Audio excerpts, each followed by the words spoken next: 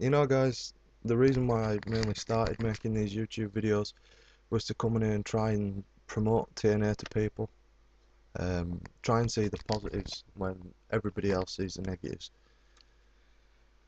I can't do that for tonight's Impact. It it wasn't good, and I think the thing that annoys me the most about tonight is this: the previous two Impacts, even though one was live, one was taped, which the taped Impacts are always weaker than the live ones, but even still, it was still good. And I got to a point where I started thinking, yes, TNA, you've got it. You understand that people want to see, yes, they want to see veterans, but they don't want to see them wrestle. That time has gone. In a managerial capacity, yes, great. In a getting someone over capacity, yes, great. Not main eventing. Not main eventing. I want to see. I want to see Ric Flair. I want to see him. I want to see him. I want to hear him on the mic, and I want to see him in TNA. I don't want to see the guy wrestle. Even though Rick had a decent showing, I didn't want to see him wrestle.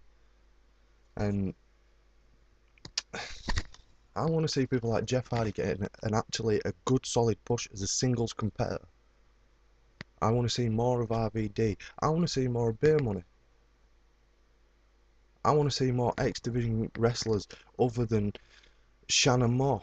I mean, I would have Kaz on TV every single week because I'm a big, big, big Kaz fan, but I don't want to see him with Shannon Moore every time. Doug Williams will be coming back.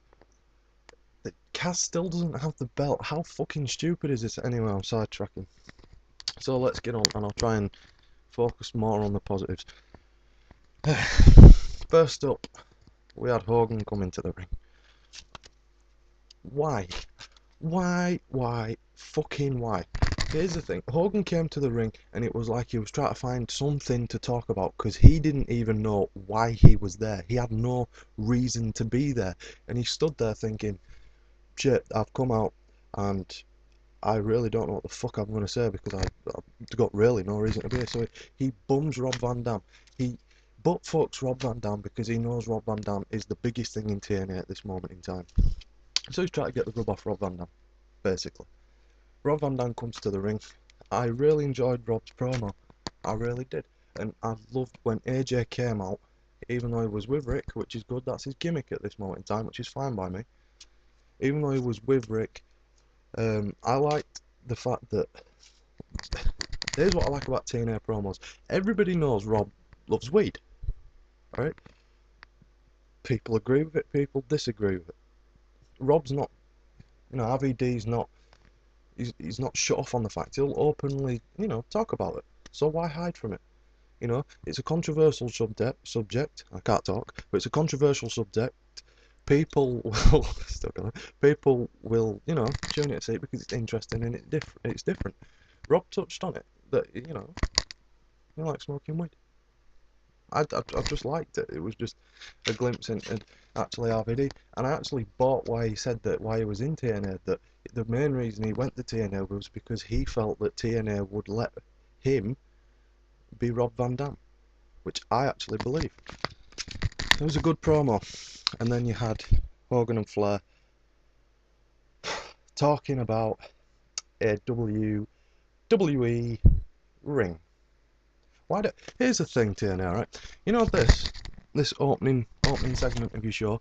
Scrap it. Do away with this, right? Put a shit Nickelback song on, and just WWE Raw and advertise them even more for free. Well done. Okay. Uh, this is the same old guys. Dear. Now, here's the thing as well.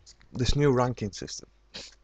Now, we were promised that this was going to be completely different, revolutionise the way of how number one contenderships are given out, completely new and original. And what do we actually get? Some shitty rip-off of WWE Cyber Sunday.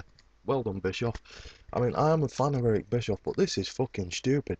You go to the TNA website and you vote for who you think gets a title shot. It's fair enough. Okay, Bischoff admitted they have 10 guys who they're going to put up for vote. 10 guys, right? What is wrong with getting these 10 guys having a league format and having them face each other week in, week out, and have it on a points to win basis. Get a pin, earn some points. Lose, get no points. If it's a tie, get 1 point. Tally it up. Let's say you'd run 4 weeklies up to pay-per-view, 5 weeklies up to pay-per-view. Run league matches for 2-3 weeks on Impact. Who's top of the league by then, they get the shot. Then they have between 1-2 weeks to run a slight storyline angle, maybe have some run-ins with the champ halfway through the league. Makes sense, right? Obviously not. Okay. Most of the show, I mean, we had Sting, Jeff Jarrett again doing the same fucking shit, again going outside, again going into the rafters, again, and then we had Kaz versus Shannon Moore, again. I want to see Kaz on TV. Don't want to see him against Shannon Moore every time. And I'm actually one of the few guys who actually like Shannon Moore. But and so that's my main bugbears. X-Pac, Sean Waltman gets attacked by Team 3D during the night. The band promised that there will be 3 of them to face Team 3D. I was watching the Impact on stream because, as you probably know, obvious I'm from the UK, we don't get it till Saturday. Quite a few people on the stream were suggesting that the third guy they're going to bring in was Shawn Michaels.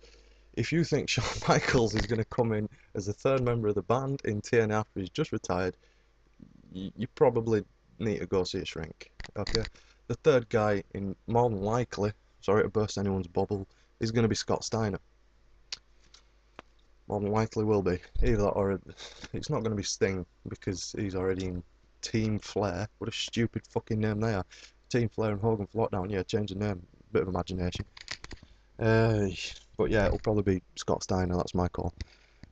Jesse Neal. Where's Jesse Neal come from? Jesse Neal appears out of nowhere and gets thrown into a storyline against Matt Morgan, and then gets paired up with Shannon Moore. Why? Because they both have mohawks? Is this the reasoning? Which, the knockouts. Good knockouts match. I enjoyed it. It is the best knockouts match on Impact in a while. It actually showcased their wrestling, which was good. Big fucking problem, and it's what I said about the whole box thing. Okay? The running a Tara Angelina Love feud. Where is the sense in taking the belt off of Tara or Angelina Love and giving it to Madison Rayne when you're going to feud Tara and Angelina Love? Who's Madison Rayne got to feud with? Nobody. Right? They have not built a feud against the fucking champion, but they've built a feud against the 2 people who lost the belts. So there's no belt at stake, just a feud. Why not leave the belt with one of those 2, and then you'd have had a decent feud? It's just, some things are just so fucking stupid. It is so annoying because you just want it to be better, and it's just not sometimes. Okay, main event. What I says.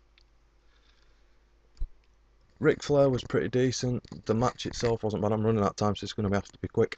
Big fucking problem. Taz turning around halfway through the match and saying, oh, when the match was over, Hogan comes down again. No reason why Hogan comes down at all, apart from to say, oh, I'm going to choose who I give the ring to next week, brother. Probably himself, to inflate his ego. Comes out of the ring, gets the ring off of Ric Flair. That's the only reason he's down there, really, mainly just so he's opened and ended the show to feed his fucking ego. Taz on commentary. You can't take that off Ric Flair. You can't. That's more important than winning a TNA championship to Ric Flair. That was a serious. Oh, I nearly smacked my head against my laptop.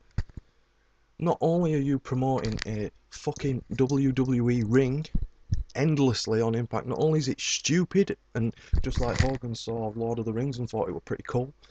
Not only is it that stupid, but they also say that it's more important than the TNA title. Good job. Yeah, that's about it. Abyss did the whole hulking up thing and it made me laugh very loudly because the whole crowd died as soon as he started hulking up. You could hear a pin drop, and also the fact that he hooked up after Flair hit him with brass knucks, and when he hooked up, Flair hit him in the bollocks with brass knucks, which made me laugh more. Anyway, that's my TNA Impact review. It is not, just to be polite, it's not one of the best. But to look on the positives, the other two were good. And to be fair, I think TNA did know that this was going to be a throwaway Impact, seeing as the WWE draft edition of Raw is always a big deal. So I think they knew that it was a throwaway. Anyway, that's my Impact review.